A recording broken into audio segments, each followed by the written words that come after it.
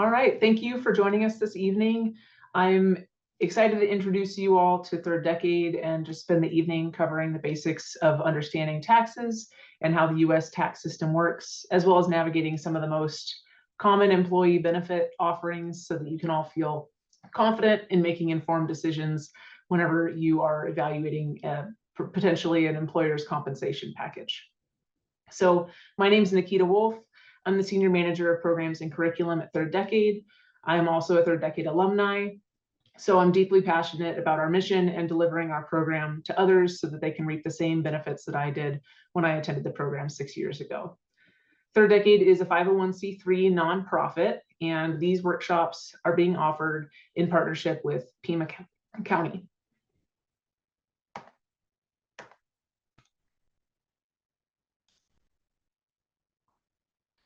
So before we dive into the content of tonight's workshop, I want to briefly introduce you to the primary work that Third Decade does in our core program.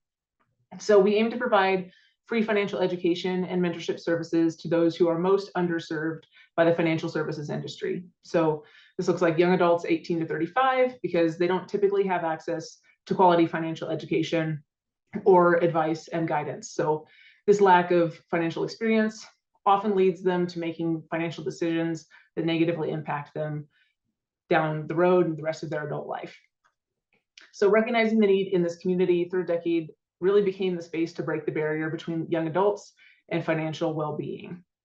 The way that we at Third Decade structure our program is meant to recognize the influence that different values have over one's finances and to actively integrate those values into each participant's future.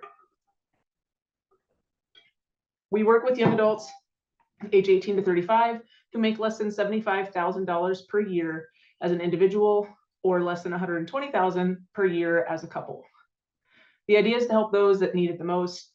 Ideally, our participants also have the ability to save, and that involves having income that can be worked with. So we like our participants to be proactive, committed to improving their financial well-being, and participants are expected to attend all classes, actively engage with the program, and to attend all of the meetings with their financial mentors so that they can get the most out of our program. So on the right side of the screen here, basically our program has 3 pillars.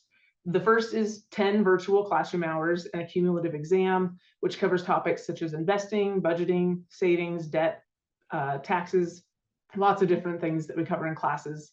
The second one is one-on-one financial mentoring with one of our volunteer financial mentors. And lastly, upon completion of the program, qualifying participants receive a $250 match into their Roth IRA to help kickstart their retirement planning. So if our program sounds interesting to you, I will share more about how to apply at the end of the presentation, but let's go ahead and get into tonight's content. Welcome to our first workshop of this series on taxes and employer benefits. So our first task in this class is to understand the primary features of the US federal income tax system.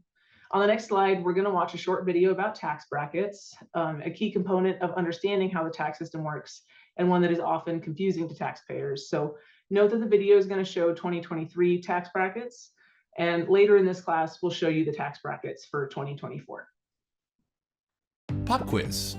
Do you know what tax bracket you're in? If you answered "it depends," well, you're right, because parts of your income are probably taxed at different rates. Say you have $50,000 in taxable income.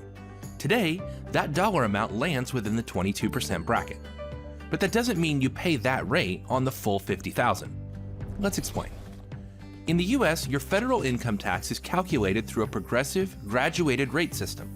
Basically, if you make more, you're taxed more. Right now, we have 7 tax brackets. Each bracket covers a range of taxable income, and the rate for each bracket gets progressively higher. Any income within the range of the first bracket is taxed at that rate. The next dollar you earn over the first bracket falls into the second bracket, and only those additional dollars within that range are taxed at the new rate. This continues as your taxable income increases. So in our $50,000 example, this much gets taxed at 10%, only this much gets taxed at 12%, and only this much gets taxed at 22%. As you can see, whatever your top tax rate is, it doesn't apply to all of your taxable income, just the portion that falls into your highest bracket. When we understand how brackets work, we can better understand the tax impact of picking up a second job, putting in overtime, or any other ways we might increase our income.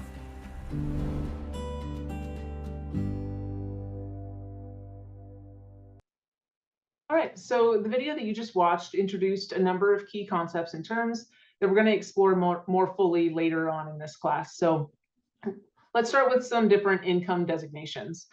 You're probably quite familiar with the difference between gross income and net income. So towards the end of this section, we'll discuss reasons that you might want to adjust the data on Form W-4 that you have on file with your employer, which would affect your net income at the end of the day. In our look at the tax system, we'll start with gross income, and then we'll progress to adjusted gross income, and finally see how to determine your taxable income. The video that you just watched used the example of somebody with taxable income of $50,000. So that person's gross income was significantly higher than that. And we'll learn why that is and why that matters for understanding your tax circumstances. Likely, you'll rely on tax preparation software to help you complete your taxes by answering a series of questions and entering in key figures. But we're going to help you see what's kind of happening behind the scenes during that process so that you're better able to make financial decisions related to income taxes. So let's begin with determining your gross income. Each January, you should receive a W-2 form like the one pictured here from any firm where you worked as an employee. If you had just one employer over the course of the calendar year and you didn't earn any income as an independent contractor, then your one W-2 form would state your gross income for that year. If, however, you worked multiple jobs or you had a side hustle, you're going to have to add several figures together in order to arrive at your gross income. Another component of your gross income is any money that you earned working as an independent contractor or a gig worker. There are lots of different ways this can come through. If you completed any jobs as a freelancer, gig worker, or simply a non-employee somewhere, then you'll receive a 1099 form showing non-employee compensation. Any firm that paid you $600 or more during the course of a year is required to send you one of these.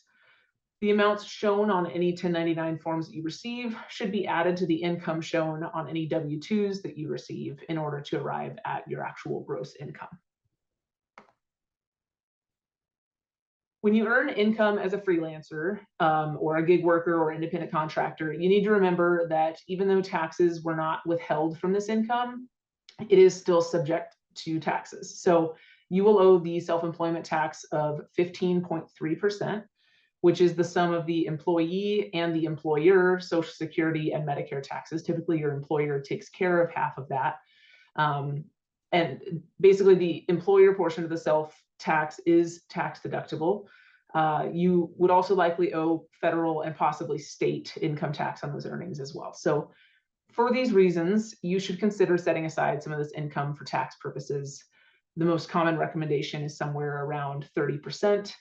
I know for myself in the past, when I've done gig work, let's say I make $100 on something, I literally shuffle $30 of that into a separate savings account to be able to pay my tax bill either at the end of the year or throughout the year. And we'll touch on that here in a minute as well. You can make estimated quarterly tax payments online or through the IRS's app, or you can request additional income taxes are withheld from your pay at a traditional employer by making adjustments to your W-4. So we'll address W-4 in more depth towards the end of this section of class. Each step along the way will apply what we've learned to an imaginary taxpayer who will serve as a clarifying example. So we'll imagine somebody with a fairly simple tax situation in terms of income. As far as we can see here, we're assuming that our sample taxpayer has worked with one employer for the whole calendar year. And in this case, her gross income was $55,000. That'll be reflected on a single W-2 form that she receives from her employer.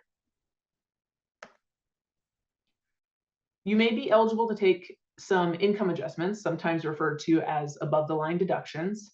So if you qualify for any of these adjustments, the relevant amounts will be subtracted from your gross income in order to determine your adjusted gross income, or AGI. If you do not qualify for any of these deductions, then your gross income and adjusted gross income will be the same dollar amount. So I've listed the most common deductions here. Many of you, for example, may qualify for the student loan interest deduction. And contributions to an employer-sponsored 401k or 403b retirement savings account are also deductible, but those contributions would already be reflected in the amounts shown on your W-2 form. So depending on your circumstances, you may qualify for additional income adjustments that aren't listed here. You should look through what your options are each year with a tax professional or with the good old internet and see if anything stands out to you as something you would potentially qualify for. I also want to take just a moment. I realize I didn't say this at the very beginning of the webinar. If you have any questions come up, there's a Q&A feature in Zoom. You are welcome to ask a question. We'll address them at the end of class. Additionally, if you have any issues that need to be handled more urgently, we have a few staff members on the call that are monitoring the chat too. All right, so going back into our content, let's go ahead and apply what we've learned so far. So because our taxpayer does not have access to an employer-sponsored retirement savings plan, she opened up an individual retirement account, also referred to as an IRA, and she contributed $250 each month for a total of $3,000 over the course of the year. So these contributions would be considered an above-the-line deduction. We'll assume that she does not qualify for any other deductions, so her adjusted gross income would then equal $52,000. I also want to make sure I note here for any of you that are familiar with our program, I've been through it, or have a Roth IRA, this here we're talking about a traditional IRA, not a Roth IRA, because those tax treatments are different, and we'll go into that in a little more detail as well. The next step in this process is to determine your taxable income. So this is the amount that gets plugged into the tax brackets that we learned about in the video earlier. You'll either subtract the standard deduction, or you'll subtract a sum of itemized deductions from your AGI in order to find your taxable income. Taxpayers are basically going to subtract whichever amount is larger, because that's what will benefit them the most. This deduction represents income that is not taxed at all. It's just taken right off the top. The table on this slide here shows the standard deduction amounts for the years 2023 and 2024. And since our scenario is for tax year 2024, we're going to use those figures. So we've included the 2023 numbers here, however, to point out that these figures are adjusted each year in order to account for inflation. So you may be wondering about the head of household row at the bottom of the table. To qualify as a head of household, you must be considered unmarried and to pay more than half of the expenses of maintaining a household with a qualifying dependent. So here's a list of common expenses that can be added together for an itemized deduction. If a taxpayer qualifies for these and the sum of all of these deductions is larger than the standard deduction they could be eligible for, then they would benefit from taking the itemized deduction, and that's what they would do. As you'll see on the next slide, the vast majority of taxpayers take the standard deduction, and those that do itemize are disproportionately high income earners.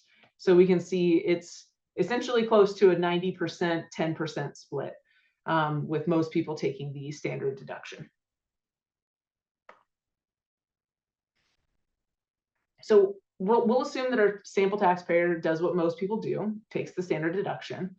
And once we subtract the $14,600 from her adjusted gross income, we can see that her taxable income is equal to $37,400. This is the amount that will apply to the tax brackets in order to calculate her total federal income tax bill for the year 2024. Before we proceed, let's stop and just clarify a couple of terms. So as you heard in the video at the beginning of this section, the US has a progressive income tax code. This means that as a person's income rises, each additional chunk of income will be taxed at a higher rate. So those chunks are the tax brackets. And once you've determined your taxable income, you can also figure out your marginal tax rate and your effective tax rate. Your marginal tax rate matches the tax rate of the highest tax bracket that any part of your income falls into. And your effective tax rate is the proportion of your total taxable income that went to taxes. So as long as your income is spread across more than one tax bracket, your marginal tax rate and your effective tax rate are going to be different from one another. Please note as well that your effective tax rate is a more helpful and accurate figure in terms of understanding your true tax burden. On the next slide, you'll see the 2024 tax brackets. And just know that these figures, just like the standard deduction amounts, are adjusted for inflation each year. So to see how these tax brackets apply to you, you should start by looking at the column that matches your filing status, whether that's single or married. And from there, you can see how each chunk of income is allocated to the respective tax bracket. So I'll pause for a few moments so you can read through some of these numbers. And I will also go ahead and copy something into the chat if you want to look at the full extent of tax brackets in case these two filing statuses don't apply to you.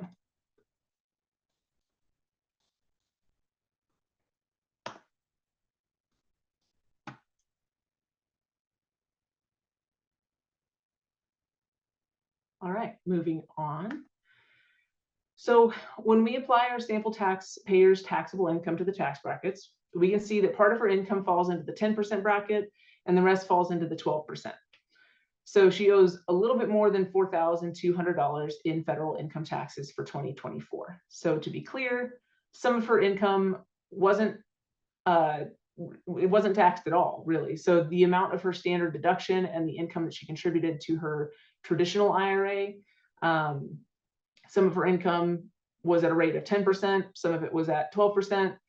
So not all of her income was taxed at the same rate. And at various points, she faced a federal income tax rate as low as 0% or as high as 12%. We can also determine here that our sample taxpayer's marginal tax rate was 12%, but her effective tax rate, which was the rate that she pays across all of her taxable income, in this case is a little bit less, sitting at 11.38%. So if we were to use a less stringent definition of effective tax rate, and we calculated the percentage of her adjusted gross income that she paid in taxes, we would get an even lower tax rate of about 8%. This distinction matters because it's very common for people to confuse their marginal tax rate with their effective tax rate. And when that happens, discussions and debates about changes to tax policy really quickly become skewed. So a very high income earner, for example, might claim that they pay 37% in taxes, when in fact, no taxpayer pays that rate across their entire income. A single filer, for instance, would only pay 37% tax rate on a portion of their income that was above $609,350. So really high earners are the ones that would reach that tax bracket in the first place. So it is possible that our sample taxpayer's tax bill could be further reduced if she qualified for any tax credits. Credits are much more powerful than deductions are. So tax deductions lower your tax bill by reducing your taxable income, but tax credits come directly off of your tax bill.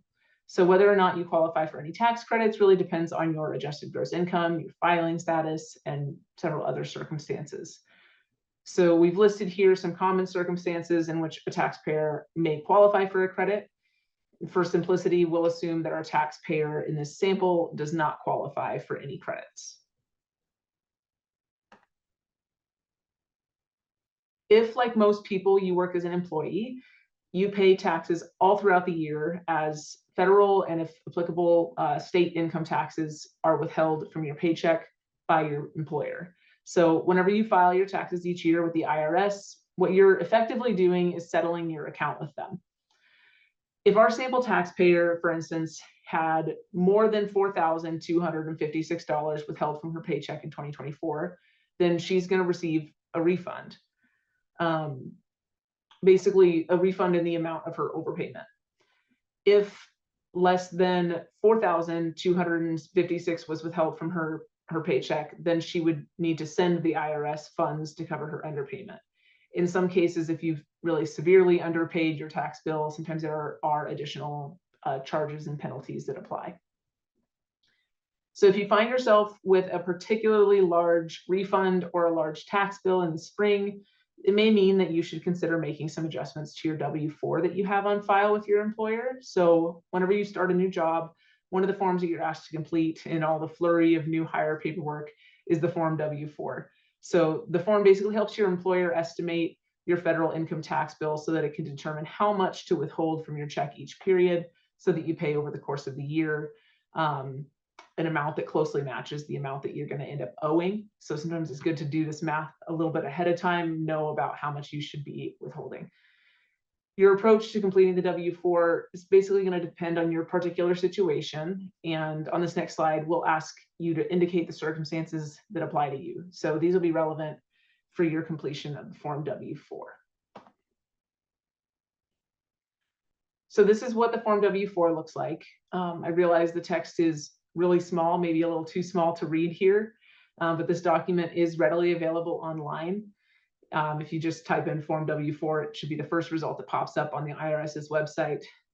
You can see that this form is divided into 5 parts, only some of which you're going to need to fill out, all depending on your situation. You just go in order. It will tell you when to skip lines and things like that. So you'll need to take a moment to review the steps and just determine which are relevant to you while filling it out. Third Decade doesn't offer tax advice, but several personal finance resources provide these tips for filling out your W-2 or W-4 form. The IRS has made an online estimator tool available to help taxpayers fill out this form, and your HR representative may be able to provide additional guidance as well. So it's important that you complete this very carefully in order to avoid any potentially nasty tax surprises. But it's also important to consider if you've been getting large refunds. If you get a sizable refund, you've essentially been making an interest-free loan to the government all year, and perhaps it might be better to have a little bit more in each paycheck in order to help you meet your financial goals throughout the rest of the year. So in any case, if you want to alter your W-4, you should speak with your human resources representative. So you might be wondering why we spent so much time digging into the federal income tax system when most people use tax preparation software that makes it possible to file your taxes without even understanding the process. But we think it's important for you to have this information because other financial decisions, particularly those around housing and savings for retirement, they're all tied to your tax circumstances. And additionally, you can use this knowledge to better evaluate proposed changes to the tax code and, of course, to impress others at social gatherings. So you're welcome. So before we transition into the second part of tonight's content, I want to take a moment to address a common reason that you may hear that it's advantageous to buy a home. You'll learn that this is often misunderstood. So one of the big arguments for buying a home over renting is that you can deduct some of the cost of home ownership on your federal income taxes. We're going to look at a hypothetical home purchase to determine what, if any, tax benefits might result. So we're going to assume a $300,000 home price, a 5% down payment, remembering that 3.5% is the minimum right now with the Federal Housing Administration loan, and a 30-year fixed rate mortgage with an interest rate of 6.75%. Mortgage interest is an expense that you can include in that sum of itemized deductions. Again, people who itemize are usually a very small fraction of society, but for the sake of this example to demonstrate, we'll pretend that we're itemizing for this. So mortgage interest can be included in the sum of itemized deductions. To determine the amount of interest that a borrower would pay in year 1 of this hypothetical $285,000 mortgage loan, we generated what's called an amortization schedule. Every mortgage has one of these, and basically you start like at the front end of the loan, interest is a much higher percentage of the overall payment, and then it goes down over time. So you can see here that in year 1, the total amount that all of the interest payments add up to is $19,144. Basically, you need to remember here that the amount that a borrower is going to pay in interest each year is going to only continually go down. So homebuyers get the largest deduction in the first full year of having their mortgage. The other major home-related expense that can be deducted if you itemize is property taxes. In the event of our scenario, those taxes would be a little bit more than $3,000 per year. So when we total up the homeowner deductions in our example, we have a little more than $22,000. So will there be any tax savings for the home buyer in this scenario? It really depends on the filing situation of the home buyer. The standard deduction for a single filer in 2024 is $14,600. And because a single filer buying the home in our example qualifies for the itemized income deductions larger than that, they will itemize their deductions rather than taking the standard deduction for tax year 2024.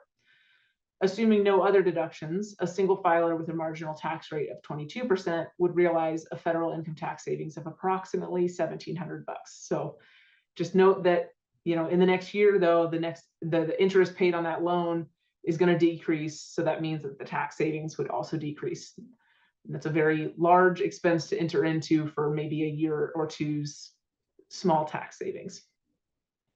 And for a married couple filing jointly, the standard deduction is $29,200. And under these circumstances, the couple would need several $1,000s in additional deductions if they itemized before they would even realize a penny in tax savings. So yeah, married couple in this instance should just take the standard deduction. Basically, given what you know now about home buying and federal income taxes, your takeaway should be that potential tax savings should not be an important factor in your decision to purchase a home. Lastly, a quick note on how taxes and retirement savings relate to one another.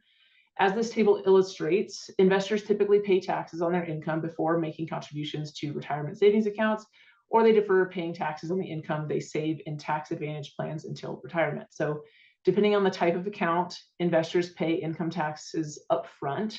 That would be with Roth contributions, or income taxes in retirement for traditional contributions. By contributing to a mix of accounts with different tax treatments, you can effectively hedge your bets about future changes in tax law. And what I mean by that is whether you think taxes later are going to be greater than they are in today's terms. So we are now going to enter into the second part of tonight's class. This section is going to focus on some of the common employer benefits, including health insurance, HSAs, FSAs, employer-sponsored retirement plans, disability insurance, and life insurance. Before we get into the different types of health insurance, I want to take a moment to familiarize ourselves with some common insurance terms. Premiums are the amount that you pay each month or each paycheck to an insurer in order to provide coverage. And a deductible is the amount of money that you must pay out of pocket before the insurer will pay for any expenses. And lastly, copayment is a fixed payment amount due at the time of service, with the insurer paying at least part of the remaining cost.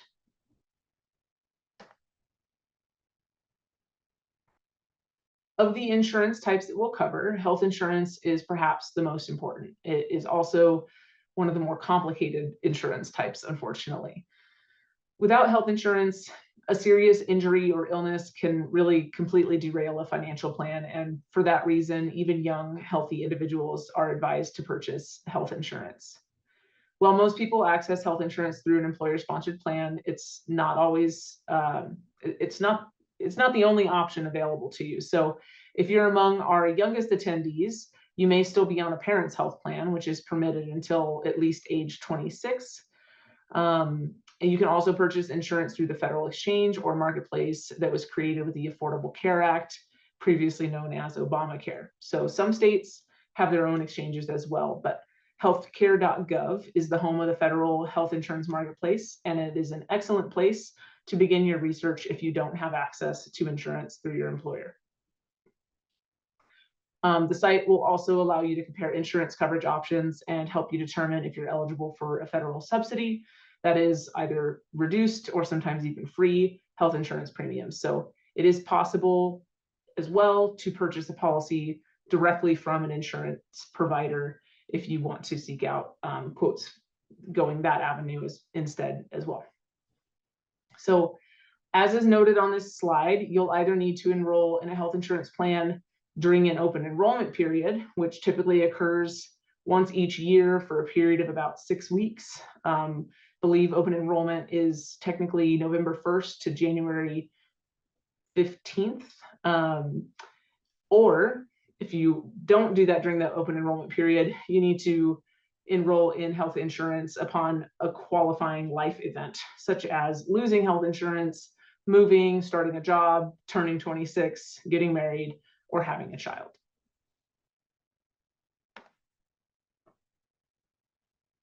So two of the most common types of health insurance plans available are high deductible health plans paired with an HSA, or a health savings account is what they're called, or a traditional copay plan, which could take the form of a PPO, an HMO, or a point of service plan. So we're going to take a look at each plan type tonight. With a copay plan, you can access medical services at lower costs by seeking care with a defined network of medical providers. So while you can seek care outside of the network, it will be more expensive. In some cases, your insurance also might not cover that care at all. So preventative care, such as an annual physical, that's pretty much always covered at 100%. Otherwise, you'll be charged copays for your medical appointments. Charges for additional treatment or procedures will go towards your deductible, and then the co-insurance after you've met your deductible. So if you hit your out-of-pocket maximum annually, then your care is going to be covered in full until the new coverage year begins. That typically doesn't happen unless a really serious, series of medical expenses has occurred. Just note that copays typically don't count towards your deductible, but copays do count towards your out-of-pocket maximum. It's kind of a silly little caveat to remember. Premiums for traditional copay plans are usually a little higher than high deductible health plans, and we'll see that in a moment. And even though this kind of plan is more expensive in terms of premiums, the more generous coverage means that it definitely can be a good option for somebody who expects to need more frequent medical services, such as those with either a chronic condition or potentially those who expect to be pregnant in the near future. So here's a simplified example to help you understand how a traditional copay plan works. Assume that an individual has the policy described in the box on the right. So at the beginning of the coverage year, the individual schedules an annual physical, which is covered 100% as preventative care. And now imagine that this person complained to their physician at their annual checkup about shoulder pain, and their physician referred them to an in-network specialist, in this case, an orthopedic surgeon. The individual will pay a $50 copay for their initial visit with the specialist. And now assume, let's say the specialist determines that surgery is going to be necessary. So the individual will pay up to their deductible amount and then co-insurance of 20% of the remainder of the surgery fee. So the total cost of the individual, excluding the premiums that they just pay each month through their either the marketplace or through an employer, like the cost of having the insurance, total cost of that, excluding that, is going to end up coming out to $2,550. This individual has not yet met their out-of-pocket maximum. So if they need any additional medical care in the coverage year, they will continue to pay copays and co-insurance until that maximum is reached.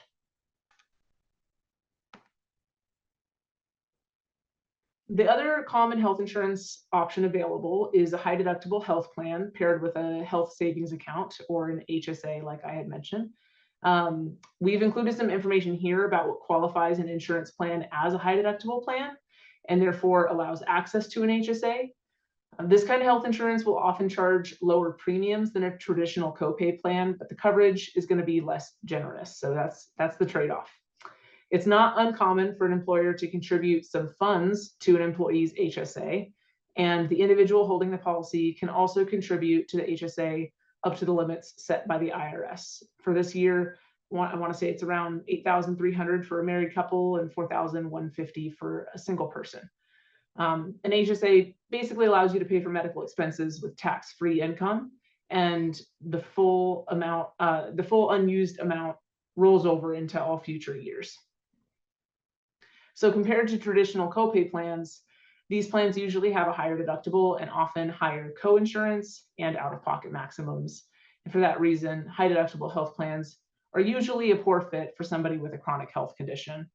However, the lower premiums and the opportunity to save for future medical care costs in an HSA can definitely make it a viable, even highly beneficial option for somebody who does not expect to need frequent medical care.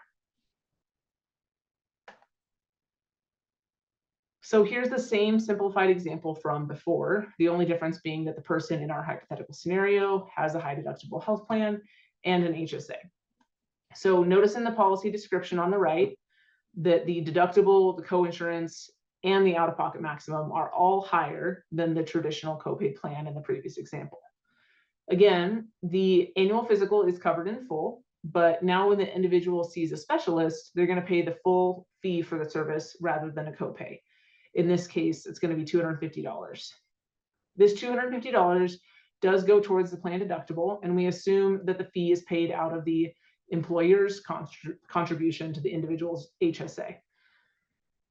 As before, the cost to the individual for the surgery is the sum of the remaining deductible and the coinsurance. So in this example, the individual is charged the $2,750 left on their deductible, plus coinsurance in the amount of $1,275.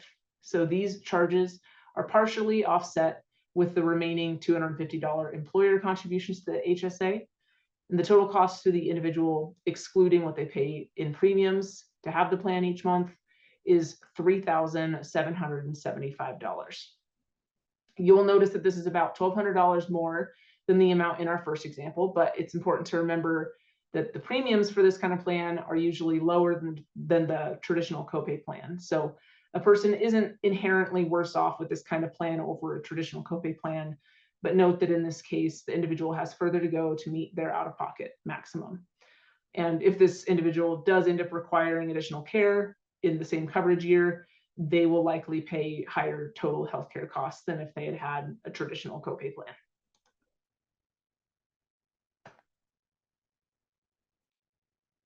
So when choosing a health insurance plan, it's really important to do your homework, especially because we can't just change these plans if we realize that they aren't good throughout the year. So do your homework ahead of time and make sure that you're reading all the fine print, comparing line by line different offerings, and just really carve out the time to study your options. Be sure to read over the summary of benefits and coverage document for each plan that you're considering. And if you have an existing relationship with a physician that you want to maintain, you'll want to check and see if that physician is in the network of providers for each plan that you're reviewing. Of course, you should carefully consider the expected costs, and you can never know for sure exactly what your medical needs will be in a given year, but you can use the information that you do have to make some rough estimates. So just be sure to factor possible employer HSA contributions and potential federal subsidies into those calculations. So tying back into part one of this lesson for a moment, one possible exception to the general rule that you cannot escape taxes is in the form of a health savings account or an HSA. So if you have a high deductible health plan defined by the IRS based on the plan deductibles identified here, you can have an HSA. As with other types of tax advantaged accounts, there are contribution limits, like I mentioned, $4,150 for a single person, $8,300 for a couple. Current contribution limits, yeah, they're shown here. All right.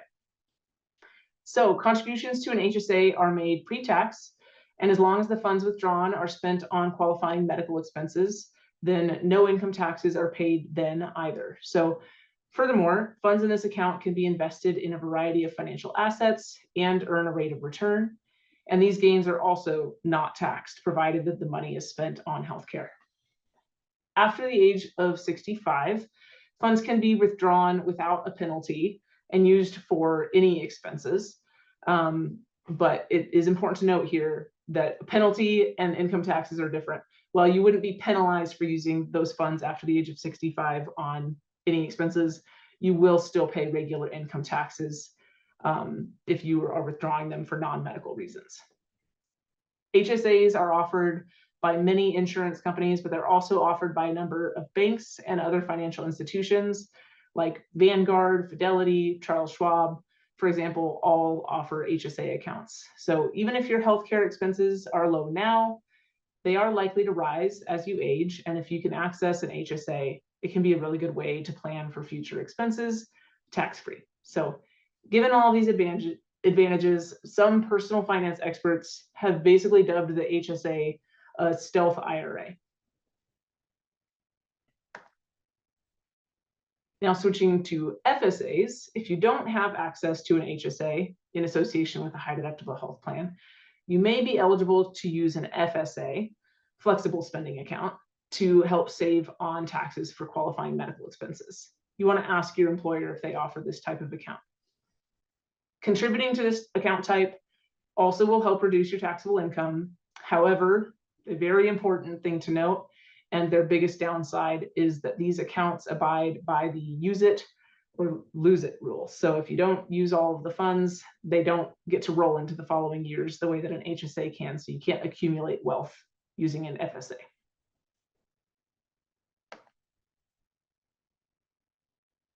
So transitioning now into retirement savings available through many employers. The 401k and its Roth cousin are the most common employer-sponsored retirement savings plans in the US. You'll notice that the contribution limit on these accounts is quite high, and in comparison to what you can invest in the individual retirement account, or IRA, being only $7,000. So you can see why these accounts are so valuable to have access to. It's not unusual for an employer to have both a traditional 401k and a Roth 401k, and to allow employees to contribute to both, making tax diversification easy. And as with IRAs, that contribution limit applies across both 401k accounts. So you wouldn't be able to do $23,000 to a traditional, $23,000 to a Roth. It'd be a combined $23,000.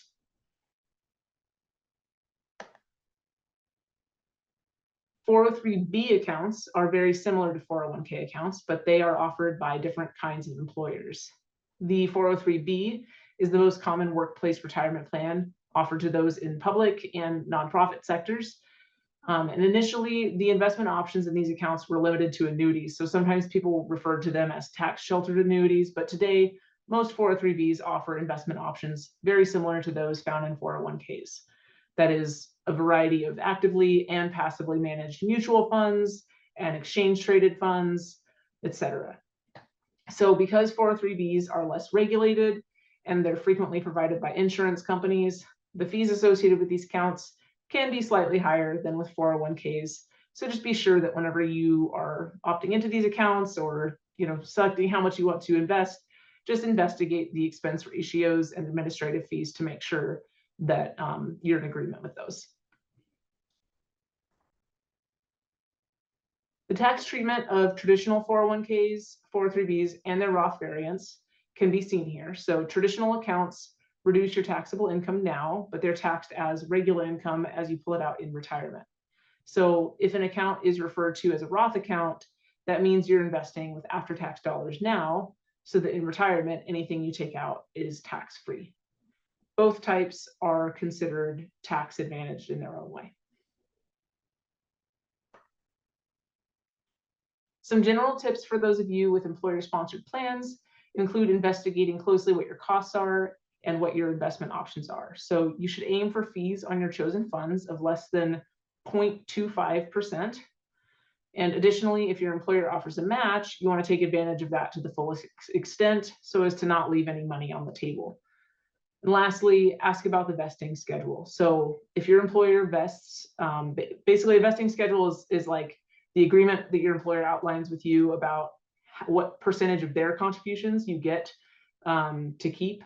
And a lot of the time these are tiered. So like if you're with them 1 year, you can keep 20% of what they give you. Year 2 would be 40.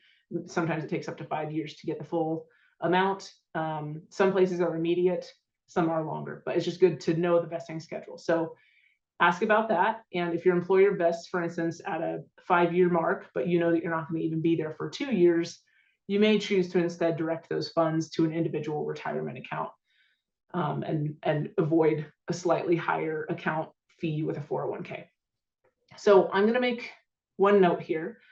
IRAs tend to have, like I just said, slightly lower fees than 401ks. And because of this, it is recommended to invest your dollars with the following priority. So number one, basically invest as much as you can in order to get the full extent of the employer match, unless you're not going to get the match with how long you plan to stay there. Number two, you invest into an IRA or a Roth IRA until you reach your annual limit. And then the third is if you have more to invest beyond that, if you've got some aggressive investing goals, then return back to those 401k contributions and increase that amount. So we're now going to go ahead and transition to another common employer benefit on the next slide. Let's take a moment to reflect on this question.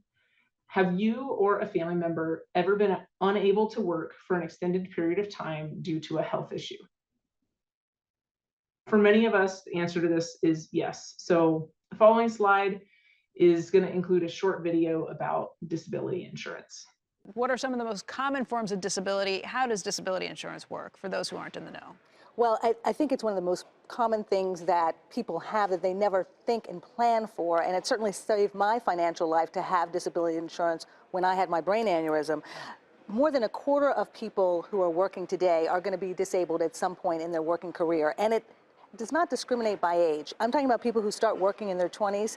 By the time they're 67 and they're retired, 1 in 4 of them will have had some type of disability. Wow. But the tragic thing is about 51 million Americans have no disability insurance coverage. And disabilities can range from, believe it or not, a short-term disability, number one, is a pregnancy. Wow.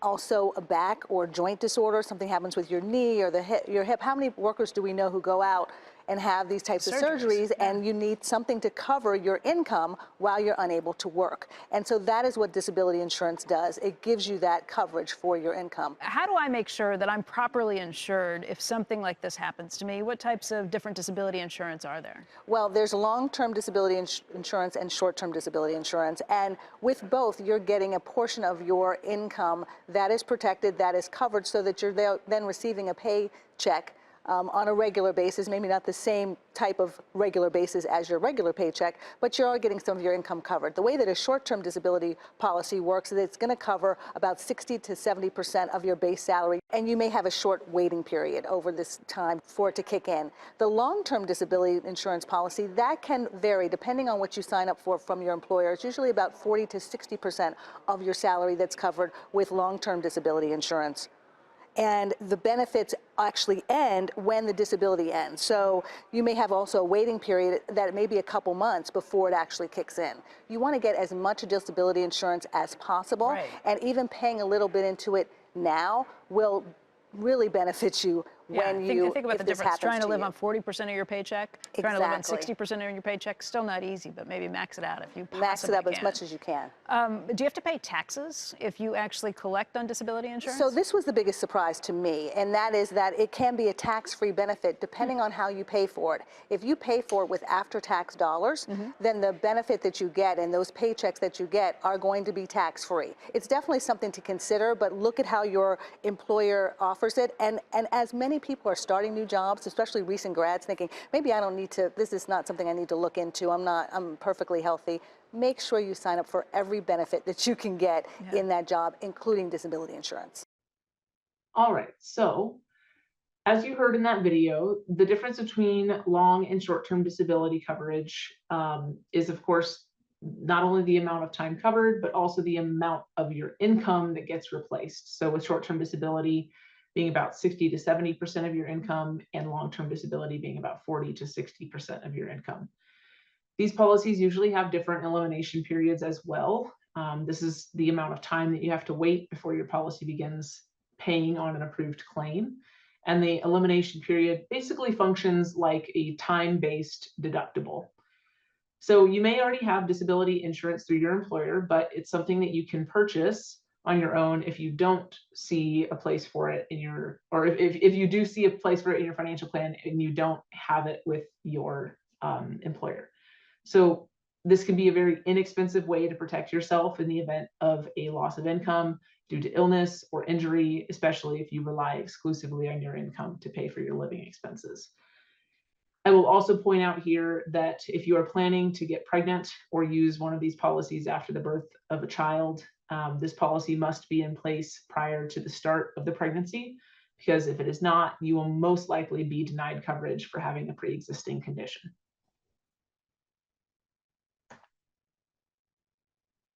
Last topic of the night before we start to wrap up. So here we've laid out the key questions that a person might ask themselves about life insurance. Not everyone needs life insurance, but if there are other people who depend on your income for their livelihood, then life insurance is probably something that you should consider. There are several expenses to think about in estimating the appropriate amount of coverage. Some of these include final expenses like funeral expenses, Debt repayment, especially if you have a mortgage balance, perhaps a period when a spouse or a partner may not be working or will be relying on the insurance policy to cover household expenses. Other possible considerations, depending on your situation, may include educational expenses for minor children, perhaps a period of income replacement. Just note that many online life insurance calculators assume that no other income will be earned by the people that you leave behind, which may not always be the case. So just be sure that you investigate the assumptions on any life insurance calculator that you consult to determine if the amount that it suggests is appropriate for you. If a life insurance policy is provided by your employer, often these are provided in the amount of 1 year's salary or 2 years' salary, things like that. So you should factor that into your decision as well about the size of your policy if you do determine that additional life insurance makes sense for you.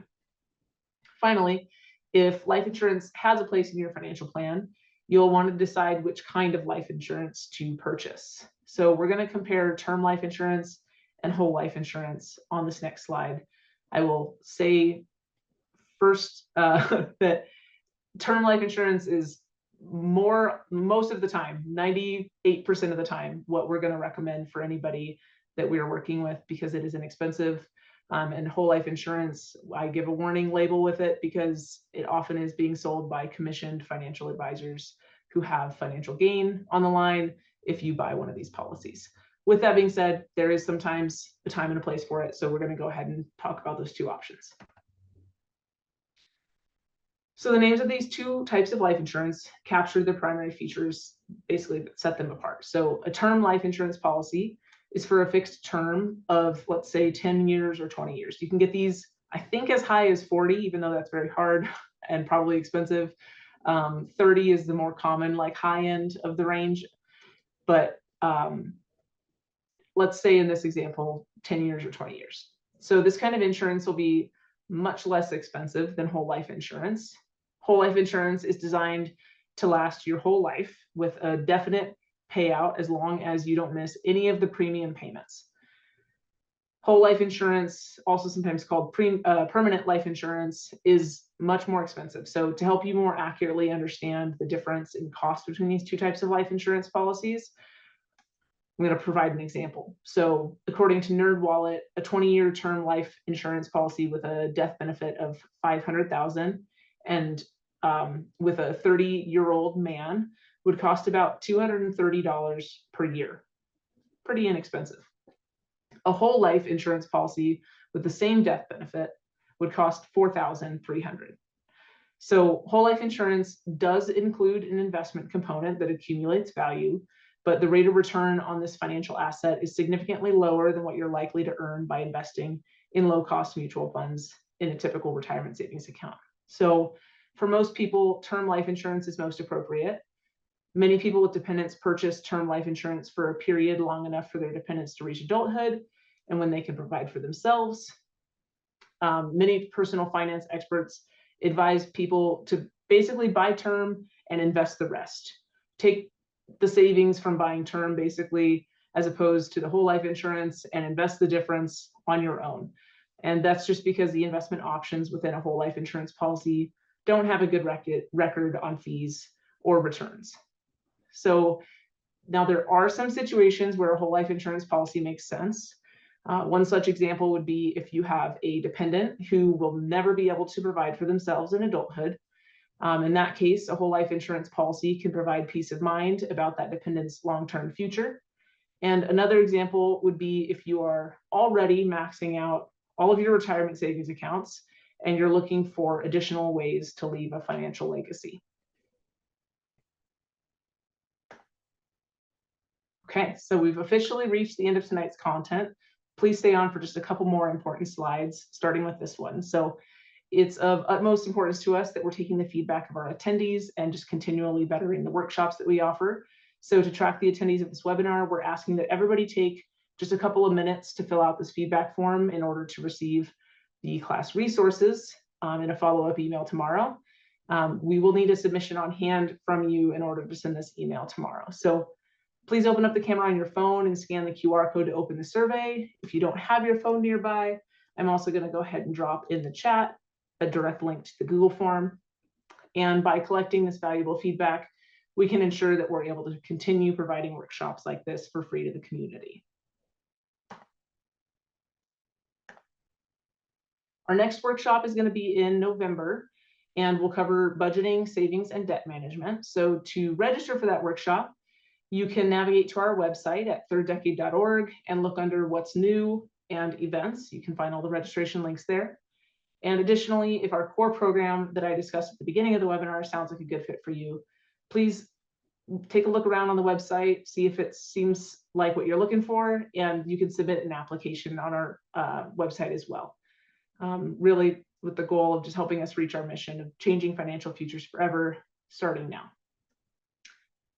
And lastly, if you're not interested or eligible for our program, but you are looking for personalized financial advice, we have a wonderful free resource to share with you. Advisors Give Back matches people like you with volunteer financial advisors. They can't sell you products, they can't take you on as a client, and with them, you'll get to create a personalized action plan to take your financial goals to the next level. So we've included their website here for those of you who are interested in working with a financial professional, but perhaps aren't qualified for our program or aren't interested in doing the full scope of the education piece. So thank you all for taking the time to attend tonight's workshop. We hope to see you at the next one, and have a great evening.